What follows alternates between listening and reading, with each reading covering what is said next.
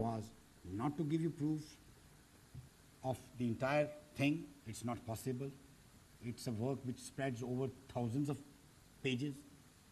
But I just wanted to tell my generation of young scholars that this is how we have been doing research, that these results that you have produced, they are part of the bigger picture, and they are not out of place, they are sequential. The questions that you have solved are basically grown out of natural endeavor. They were not artificially created.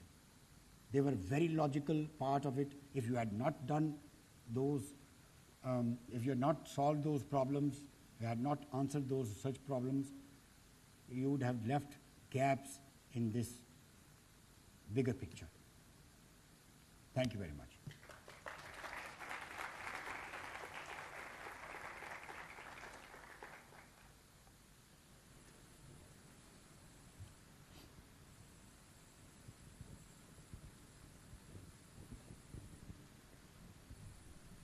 Thank you very much, Professor Dr. Kaisar Mushtaq, for giving us and teaching us a survey about uses of Coset diagrams in certain type of groups.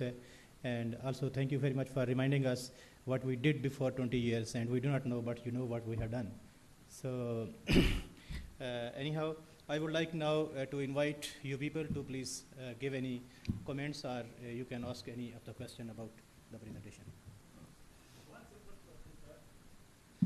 Before I answer your question, sir, let me remind you, yesterday there was talk by Abdul Razak, who was questioned and examined. Well, his work is very much related to the last patch of diagram I showed to you. Yes, please. That's very simple. Euclid said that the number of prime is infinite, and he proved. You are talking about the ambiguous numbers. Well, ambiguous numbers, I have not tried as a number theorist. I'm not a number theorist. I was too involved in sort of work that I've been trying to explain here, and I still am very happy to do that, as long as I stand on my 2 feet. And second, let me complete my answer. Yes, this question can be taken up. Whether the ambiguous numbers, they do,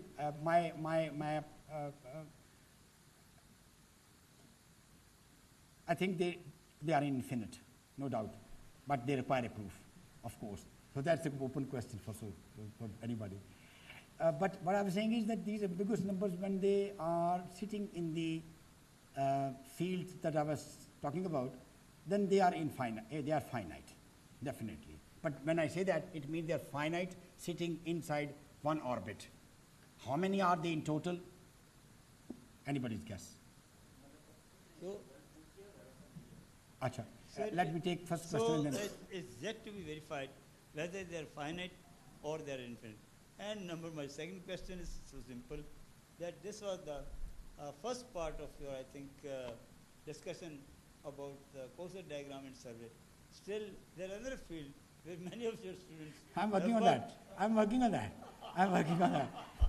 And I hope I can get time to work on that. It's going to be, well, I'm happy with that. I don't know whether people will be happy or not, but I'm happy with what I have told you, and I'm going to be happy with the sort of work that you're referring to. I'm writing, I've already put together my results, and just to tell you and my friends here that the work that I've collected exclusively of myself and my students on LSME groups, it comprises more than 750 pages of research, original research. And I'm trying to avoid repetition, of course, repetitions. It might come out to be about 4. Repetitions have some beginning, introduction, LSME group hai, to then you talk about the definition and all that. And every paper you will see that definition and background. So if you exclude such things, obviously I expect that it will be about 450 pages. But then I'm working, pray that I get the time to work on that and produce something big in my lifetime. Yes, Asim, what were you saying? इसके बाद तो रोशनी नहीं रहेगी ना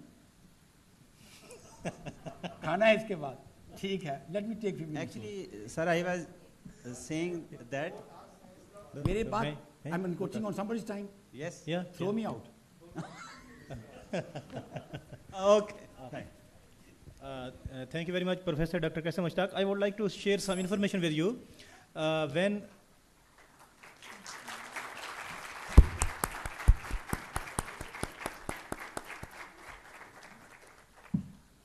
I would like to share my experience with you. When I was going to start my PhD at Kyushu University, Japan, my supervisor, Professor Araki, asked me to show my thesis, which I have done during my MPhil studies. So of course, it was on coset diagrams and use of graph theory in solving the pure mathematical structures.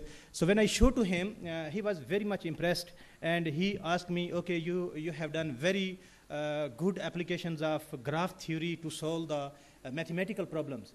But now I would like to see applications of graph theory in the problems to solve the, of course, related to computer science. That means, of course, then I did it. I made some use of graph theory in computer science.